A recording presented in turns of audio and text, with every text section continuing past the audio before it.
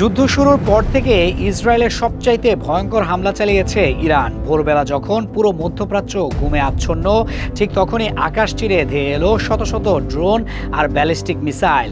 ইরানের এই এক হামলায় কার্যত তছনছ হয়ে গেছে সৌদি আরব, ইরাক, বাহরাইন, কাতার এবং সংযুক্ত আরব আমিরাতের গুরুত্বপূর্ণ স্থাপনাগুলো।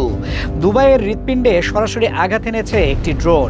দুবাই ক্রিক হারবার এলাকায় সংঘটিত এই হামলা দুবাই আন্তর্জাতিক বিমানবন্দর থেকে মাত্র ৮ কিলোমিটার দূরে ঘটে, যা বিশ্বের অন্যতম ব্যস্ত আকাশপথকে এক মুহূর্তের জন্য স্তব্ধ করে দেয়।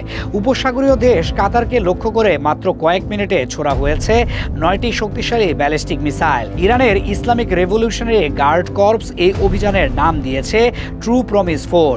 টানা ৩ ঘন্টা ধরে চলা এই মিসাইল বৃষ্টিতে সবচেয়ে বেশি ক্ষতিগ্রস্ত হয়েছে ইসরায়েল। তেল আবিবের দক্ষিণে অবস্থিত হায়েলা স্যাটেলাইট কমিউনিকেশন সেন্টারকে লক্ষ্য করে একের পর এক হামলা চালিয়ে সেটি পুরোপুরি গুঁড়িয়ে দেওয়া হয়েছে।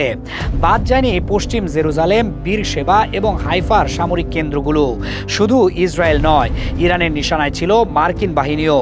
ইরাকে অবস্থিত এরবিলের মার্কিন সামরিক ঘাঁটি এবং ওই অঞ্চলের পঞ্চম মেরিন বেজে ব্যাপক ক্ষয়ক্ষতি হয়েছে।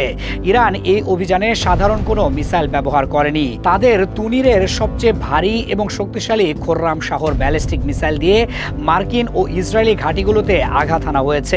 ইরান যখন দক্ষিণ ও মধ্যভাগ সামলাচ্ছে, ঠিক তখন লেবানন থেকে ইসরায়েলের উত্তর অংশে ১০০টি রকেট হামলা চালায় হিজবুল্লাহ। মাত্র কয়েক মিনিটের ব্যবধানে ৩ দফায় এই আক্রমণ ইসরায়েলের আয়রন ডোম ডিফেন্স সিস্টেমকে কার্যত অকেজো করে দেয়। এই সমন্বিত হামলার ফলে ইসরায়েলের নিরাপত্তা ব্যবস্থার দুর্বলতা উন্মোচিত হয়েছে। আয়রন ডোম, ডেভিডস স্লিং এবং অ্যারো সিস্টেমের মতো বহুস্তরীয় প্রতিরক্ষা ব্যবস্থাও ধারাবাহিক ও সমন্বিত আক্রমণের মুখে কার্যকরভাবে কাজ করতে পারেনি। ইরানের এই নতুন কৌশল শুধু যুদ্ধক্ষেত্রে নয়, আঞ্চলিক ভূ রাজনীতিতেও বড় পরিবর্তন আনতে পারে।